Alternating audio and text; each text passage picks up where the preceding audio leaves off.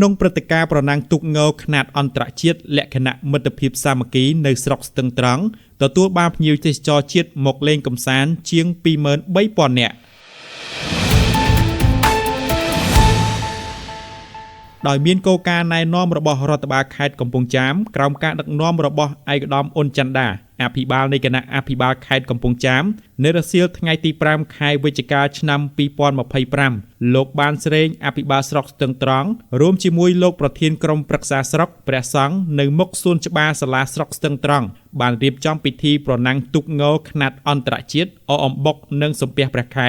លក្ខណៈមិត្តភាពសាមគ្គីក្រោមម្លប់សន្តិភាពដើម្បីបង្កបរិយាកាសសប្បាយរីករាយជូនដល់បងប្អូនប្រជាពលរដ្ឋក្នុងស្រុកនិងគ្រប់មជ្ឈដ្ឋានក៏ដូចជាភ្ញៀវជាតិនៃឱកាសព្រះរាជពិធីបុណ្យអុំទូកបណ្ដែតប្រទីបអអំបុកនិងសំពះព្រះខែ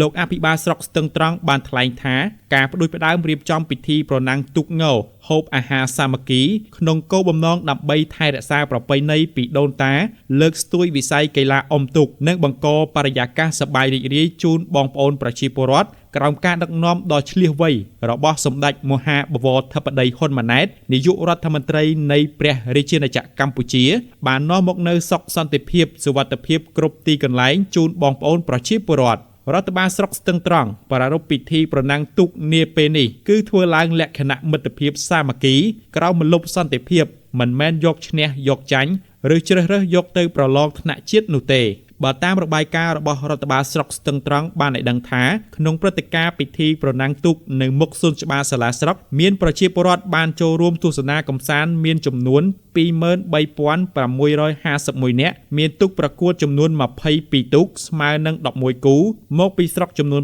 5 ក្នុងខេត្តកំពង់ចាមខេត្តត្បូងឃ្មុំនិងខេត្តក្រចេះក្នុងនោះស្រុកស្ទឹងត្រង់មានចំនួន 8 ទូកស្រុកចំការលើមានចំនួន 1 ទូកស្រុកកំពង់សៀមមានចំនួន 6 ទូកស្រុកក្រូចឆ្មាខេត្តត្បូងឃ្មុំមានចំនួន 2 ទូកស្រុកព្រែកប្រសប់ខេត្តក្រចេះមានចំនួន 2 ទូក